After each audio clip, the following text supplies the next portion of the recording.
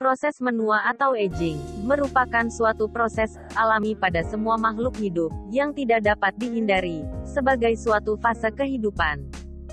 Laslet, Caselli dan Lopez, 1996, menyatakan bahwa menjadi tua, aging, merupakan proses perubahan biologis secara terus-menerus yang dialami manusia pada semua tingkatan umur dan waktu. Sedangkan usia lanjut adalah istilah untuk tahap akhir dari proses penuaan tersebut. Dalam keputusan Menteri Sosial tahun 1971, seseorang dinyatakan sebagai orang jompo setelah yang bersangkutan mencapai usia 55 tahun, tidak mempunyai atau tidak berdaya mencari nafkah sendiri untuk keperluan hidupnya sehari-hari dan menerima nafkah dari orang lain. Dalam Undang-Undang RI Nomor 13 Tahun 1998 tentang kesejahteraan lanjut usia, yang disebut sebagai lansia ialah laki-laki maupun perempuan yang berusia 60 tahun atau lebih, di mana pada usia ini kemampuan fisik dan kognitif manusia sangat menurun dan juga berakibat pada berkurangnya tingkat produktivitas manusia. Dan pengertian usia lanjut menurut Elizabeth B. Hurriok dalam buku Development Psikologi yang dikutip oleh Isti Widayanti, yaitu yang kira-kira mulai terjadi pada usia 60 tahun, yang ditandai dengan adanya perubahan yang bersifat fisik dan psikologis, dan cenderung mengarah ke penyesuaian diri yang buruk dan hidupnya tidak bahagia. Menurut Feldman, masa lansia adalah tahap akhir dari masa dewasa. Masa lansia biasanya dimulai pada usia 65 tahun.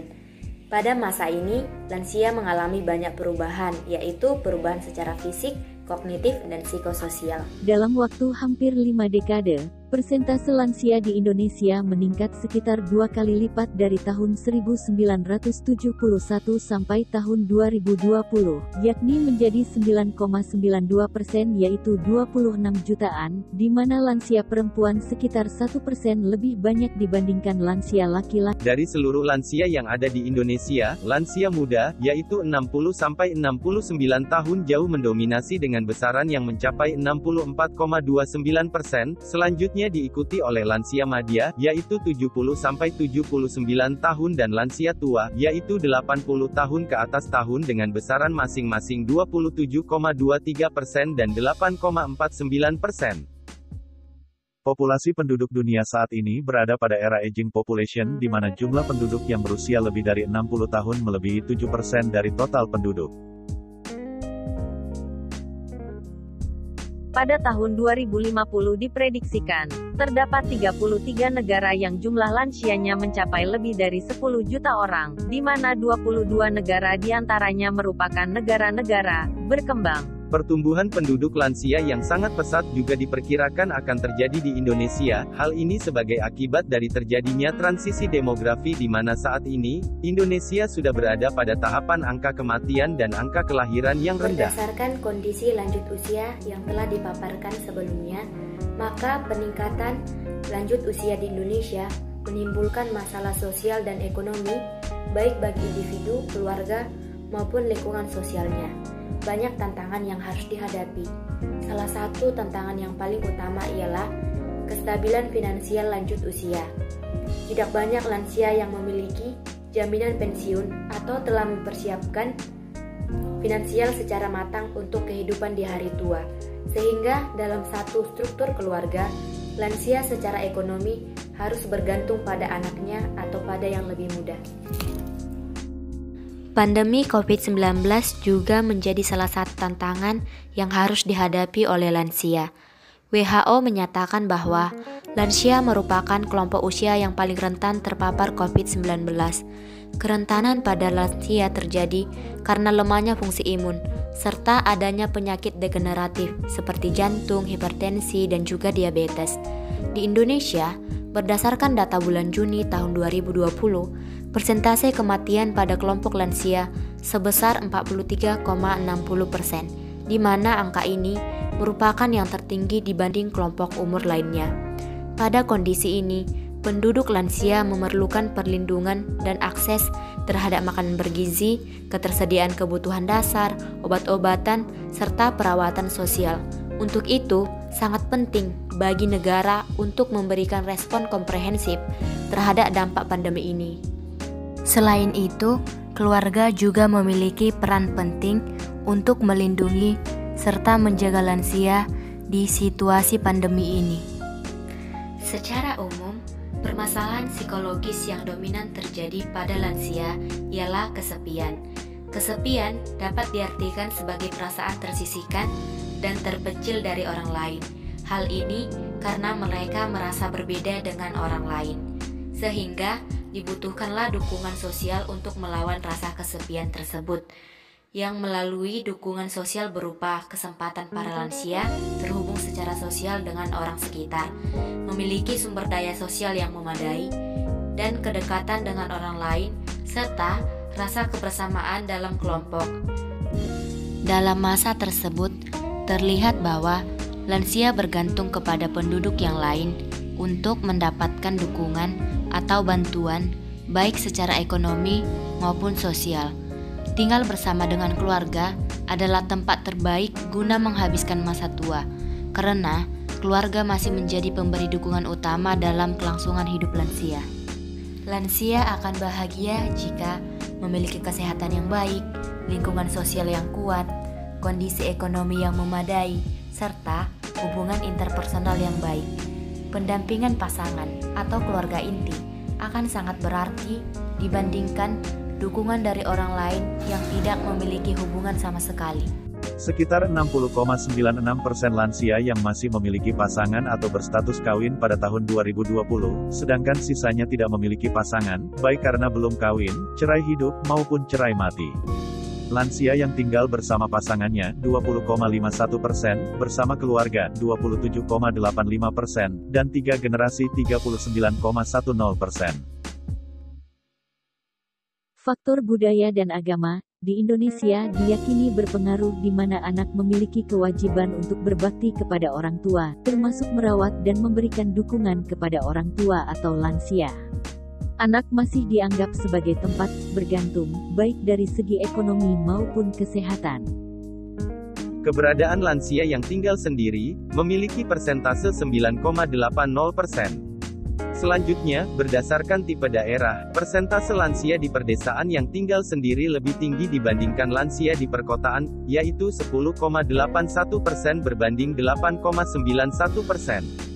Alasan tinggal sendiri dapat dikarenakan bagian dari pilihan hidup para lansia karena tidak memiliki anak, tidak memiliki pasangan, atau tidak memiliki keluarga, telantar, atau disisihkan dari kehidupan keluarga besar mereka. Pada tahun 2020, hampir separuh lansia Indonesia mengalami keluhan kesehatan, baik fisik maupun psikis 48,14%.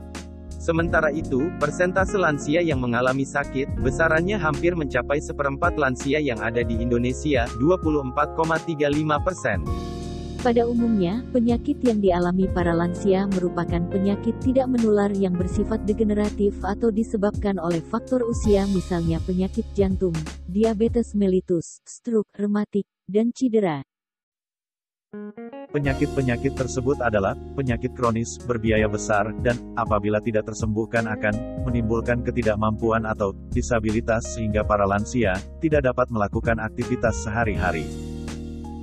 Persentase lansia penyandang disabilitas memiliki besaran yang nilainya hampir 100% lebih tinggi dibandingkan lansia non-disabilitas, 42,93% berbanding 21,57%. Keberadaan lansia penyandang disabilitas merupakan tantangan tersendiri bagi keluarga mengingat tingginya biaya yang harus dikeluarkan, baik sosial maupun ekonomi. Hal ini dapat membatasi lansia dalam memperoleh pengobatan di samping adanya keterbatasan dalam mengakses fasilitas layanan kesehatan. Untuk itu dibutuhkan pelayanan kesehatan ramah bagi lansia penyandang disabilitas agar mereka dapat memperoleh hak yang sama khususnya terkait kesehatan. Keluhan kesehatan yang dialami oleh lansia, baik yang mengganggu aktivitas sehari-hari maupun tidak mengganggu, membutuhkan suatu tindakan pengobatan. Sebagian besar penduduk lansia Indonesia sudah memiliki respon aktif yang baik terhadap keluhan kesehatan yang mereka alami, baik dengan cara mengobati sendiri, berobat jalan, maupun keduanya, 96,12%.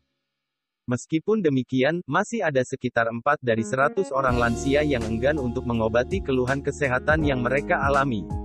Dalam hal ini dibutuhkan suatu sistem pelayanan kesehatan yang ramah lansia untuk mengakomodasi kebutuhan mereka akan layanan kesehatan. Kecenderungan untuk tidak melakukan pengobatan sama sekali terjadi pada lansia tua 5,67% dan lansia penyandang disabilitas 6,13%. Kemungkinan penyebabnya karena pada lansia tua sudah merasa putus asa atas keluhan yang dirasa, sehingga merasa enggan untuk mengupayakan suatu tindakan pengobatan.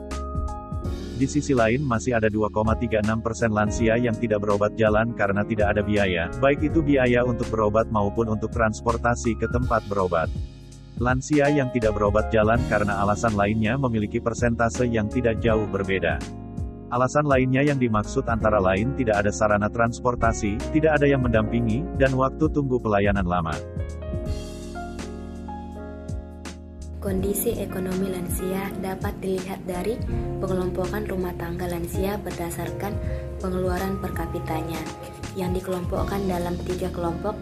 Yang pertama itu 40% masuk ke dalam kelompok status ekonomi terbawah, 40% masuk ke dalam status ekonomi menengah, dan 20% lagi masuk ke dalam status ekonomi teratas.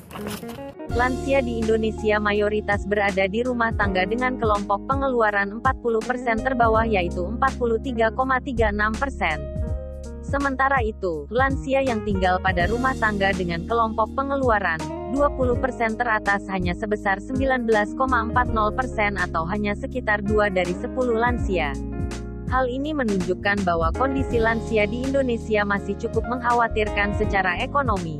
Perbedaan status ekonomi juga terlihat antara lansia penyandang disabilitas dengan lansia bukan penyandang disabilitas. Sekitar separuh lansia penyandang disabilitas berada pada kelompok pengeluaran 40% terbawah yaitu 49,68%. Fenomena lain yang menggambarkan kondisi ekonomi lansia yang mengkhawatirkan yaitu persentase lansia tua yaitu 80 tahun ke atas berada pada rumah tangga dengan kelompok pengeluaran 40% terbawah. Dan fakta-fakta tersebut menunjukkan bahwa usia lanjut tidak selalu beriringan dengan kemapanan ekonomi.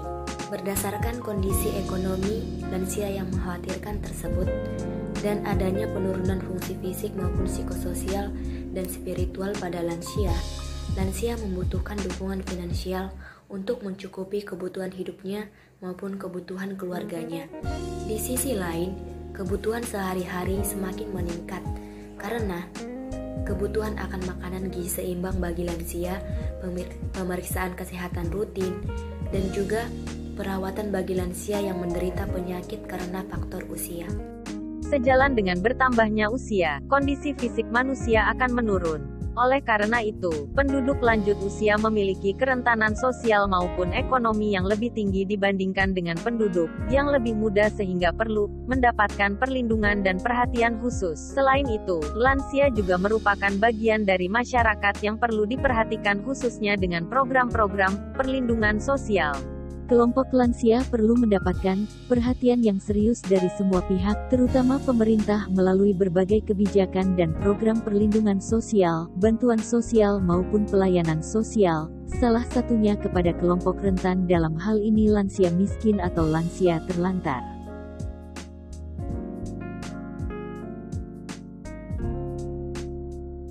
Risiko sosial yang dihadapi oleh lansia terlantar antara lain berupa masalah keuangan, pekerjaan, pensiun, perumahan, masalah transisi, kehilangan peranan dan isolasi, serta kematian. Dengan adanya program pelayanan sosial untuk lansia tersebut, diharapkan kualitas hidup dan kesejahteraan lansia menjadi lebih baik.